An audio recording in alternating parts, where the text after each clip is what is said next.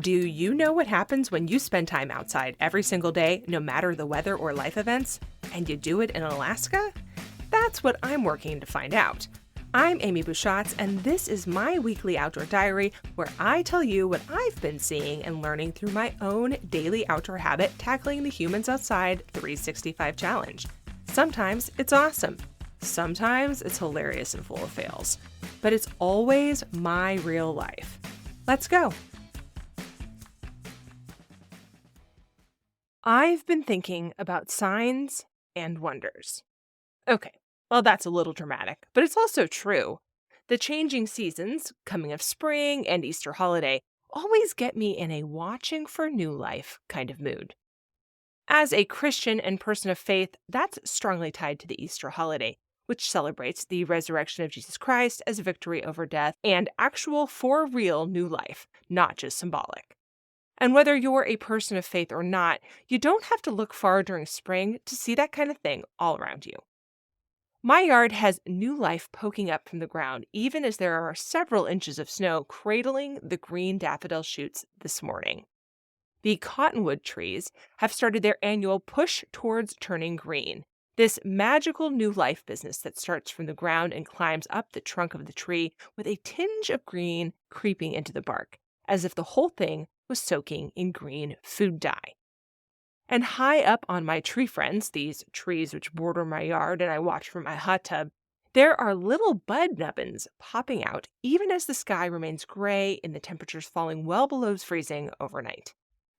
These are signs and wonders of change. All new life gives me hope that winter is making its exit and spring is here. Winter is like an annoying guest that keeps saying that they're leaving town, but then stops by for just one more visit before actually heading out. And then their flight gets delayed, so back they come. They really are leaving, but only sort of. Someone else has already moved in, and yet back they come to say hi. Please go home, winter. Spring has taken over your accommodations. Thank you very much. During the Easter Sunday sermon, the pastor suggested we look for something that can daily remind us of the new life and hope of resurrection. And it got me thinking about what I see outside that has become symbolic to me over time. Is there one thing or type of thing I see daily that makes me feel inspired, secure, safe, renewed, joyful?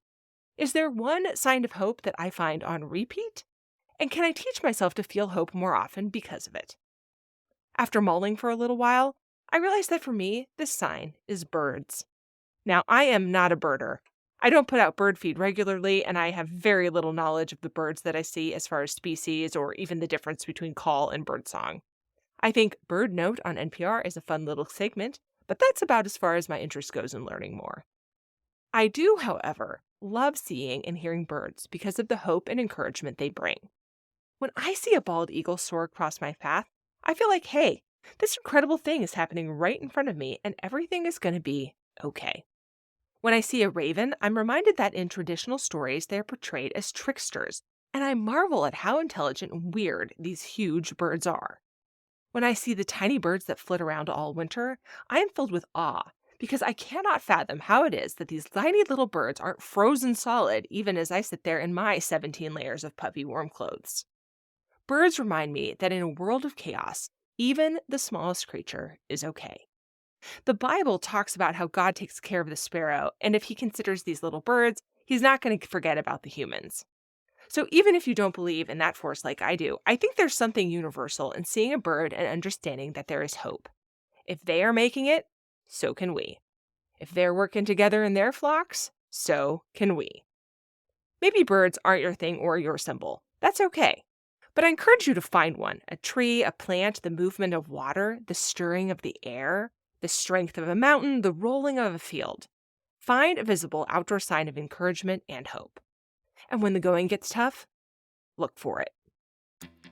I had quite a few encounters with birds this week, a large flock in the woods, an eagle overhead in my yard, and an entire congregation in my front yard of what I think were chickadees, but really I have no idea because I don't do bird species. None of them photograph well, so you can't really see pictures of that on Humans Outside on Facebook and Instagram, but you can see lots of other examples of my outdoor time, and I want to see yours too. Tag them with #HumansOutside365. And until next time, We'll see you out there.